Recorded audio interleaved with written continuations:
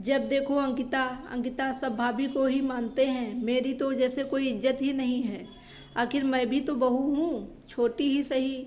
लाड प्यार अपनी बड़ी बहू के लिए ही रखती हैं आपकी मम्मी। मैं यहाँ 10 दिन की छुट्टी लेकर आई हूँ अपने नए घर का निमंत्रण देने।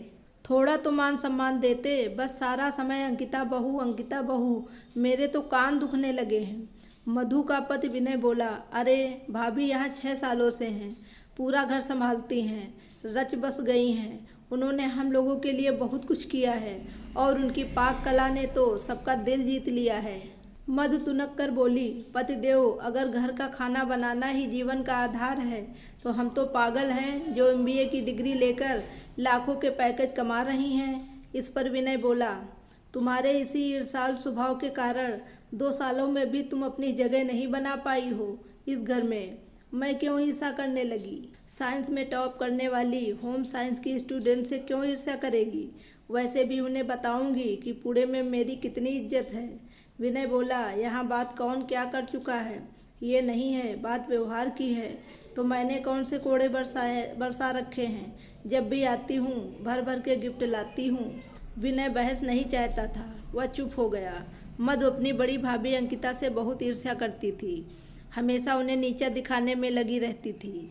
पुणे से जब भी आती कपड़े गहने नौकरी का घमंड दिखाती, पर अंकिता एक साधारण सिंपल और नेक दिल लड़की थी। मधु का व्यवहार बुरा होने के बावजूद छोटी बहन समझकर टाल दिया करती थी, पर मधु उसकी तारीफ सुन ही नहीं पाती थी। इसलिए आज वो अपने पति से शिकायत कर रही थी, पर पति भी मधु के व्यवहार को समझता था तो इसलिए कुछ नहीं बोला। अभी इन दोनों ने पुणे में नया घर खरीदा है, उसी के गृह प्रवेश कार्यक्रम में शामिल होने का न्योता अपने घर वालों को भोपाल देने आए हैं। सभी लोग पुणे उद्घाटन में पहुँचे। शानदार घर, बढ़िया सजावट, महंगे से महंगा सामान, बढ़िया किचन। सास और अंकिता बहू ने मधु की बहुत तारीफ की।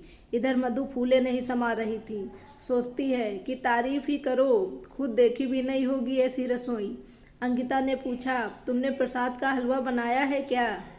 मधु बोली, मैंने तो खाना बाहर से ऑर्डर किया है, प्रसाद का हलवा मैं तो भूल ही गई।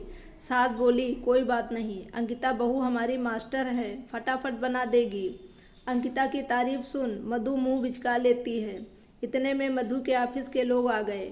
मधु ने सभी का परिचय करवाया। तभी मधु की बॉस माला बोली, वो कौन है जो किचन में काम कर रही हैं? देखो किस तरह से फटाफट काम कर रही हैं, काबिले तारीफ है। उसकी सहेलियों ने भी हाँ में हाँ मिलाई। अब मधु अंकिता की तारीफ देखते हुए बोली, ये मेरी भाभी हैं, ये छोटे शहर से हैं, घरेलू हैं, उन्हें अपनी बातें समझ नहीं आएंगी। तुम चलो यहाँ से, टेबल पर बैठकर कुछ खाते पीते हैं। रसोई खुली हुई थी और अंकिता ने सब सुन लिया। मधु के मुंह से ऐसे शब्द सुनकर घर वाले खुश नहीं थे, पर वे माहौल को खराब नहीं करना चाहते थे, इसलिए अभी कुछ नहीं बोले। सबने खाना खाया, साथ में हलवा खाते हुए मधु की बॉस माला फिर बोली, मधु बहुत टेस्टी हलवा है, तुमने बनाया है? मधु जवाब नहीं देना चाहती थी, तभी अचानक सास सुशीला जी बोली, मेरी बड़ी बहू अंकिता ने बनाया है, उनके हाथों में जादू है। माला मुस्कुराते हुए बोली, बुलाइए तो सही, हम भी उनसे मिलें। मधु बेकार मन से अंकिता को बुला लाई। माला बोली, आइए बैठिए, हम जब से देख रहे हैं आप रसोई में व्यस्त हैं। अंकिता पसीना पोंछते हुए बैठ जाती है। माला, इनको बस यही आता है, खाना बनाना, बेचारी हाउस वाइफ हैं। मधु के ऐसे शब्द सुनकर अंकिता से रहा नहीं गया, क्योंकि आज पानी सर से ऊपर चला गया था। मधु, कोई घर में आए मेहमान की ऐसी इज्जत करता है? और हम तो तुम्हारी जेठानी हैं, जब सामने वाला भूल जाए तो याद दिलाना पड़ता है। और ये सबके सामने क्या लगा रखा है, बेचारी हाउस वाइफ हैं।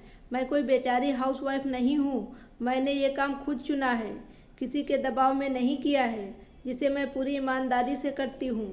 जब मुझे कोई दिक्कत नहीं, फिर तुम इस तरह कैसे बोल सकती हो? माना कि तुम मल्टीनेशनल कंपनी में काम करती हो, लाखों कमाती हो, तो क्या इससे तुम्हें किसी को भी नीचा दिखाने का अधिकार नहीं मिल जाता है? ये पहली बार नहीं है, कई बार छोटी बहन समझकर माफ़ कर दिया है, पर मेरी भी सेल्फ रिस्पेक्ट है जो मुझे बहुत प्यारी है। जिस तरह मैं कंपनी में टीम की लीडर हूँ और 6-7 लोगों को संभालती हूँ, वैसे ही आप अपने घर की लीडर हैं जो घर के हर सदस्य को संभालती हैं और सारा मैनेजमेंट भी देखती हैं और किसी को भी आपको और आपके काम को कम समझने का हक नहीं है। तुम्हें मेरा यहाँ आना पसंद नहीं तो मैं अभी चली जाती हूँ, पर तुम्हें इस तरह मेरी बेइज्जती करने का कोई हक नहीं है। नहीं भाभी, आप कहीं नहीं जाएंगी। मधु की तरफ से मैं माफ़ी मांगता हूँ, विनय बोला। तभी अंकिता की बात का समर्थन करते हुए माला खड़ी हुई और बोली, सही कहा आपने मधु, मुझे लगता है तुम्हें माफ़ी मांगनी चाहिए, माला ने बोला। मधु ने सोचा नहीं था कि पासा इस तरह उल्टा पड़ जाएगा।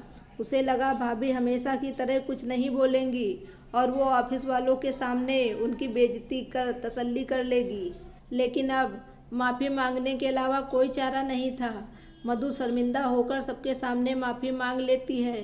पता नहीं मधु ने मन से माफ़ी मांगी या नहीं, पर आप ही सोचिए, जब तक हम हाउसवाइफ खुद की इज्जत नहीं करेंगे तो हमारी वैल्यू कौन समझेगा। इसलिए किसी के कहे गए ताने या अपशब्द मत सुनिए, गर्व से कहिए हम हाउसवाइफ हैं। दोस्तों, ये पूरी कहानी सुनने के लिए आपका बहुत बहुत धन्यवाद। अगर कहानी पसंद आई हो तो इस वीडियो को लाइक करिएगा और मेरे चैनल को सब्सक्राइब करना ना भूलें। Thank you very much.